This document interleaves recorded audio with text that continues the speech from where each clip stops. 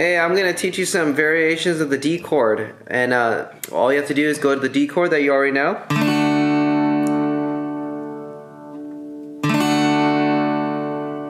Now, to play different variations of the D chord, I'm going to teach you how to play D2, and all you have to do is take out your middle finger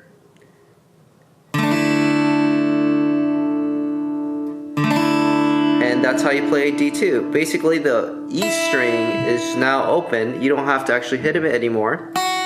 See, before it was like that. Show you again.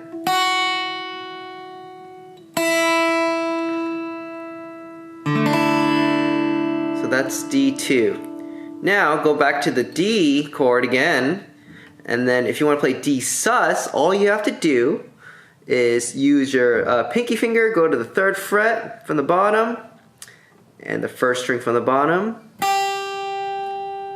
That's the note I'm hitting.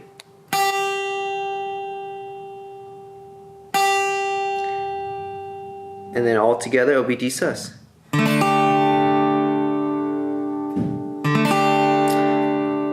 So that means your middle finger is no longer needed, so you can take that off actually.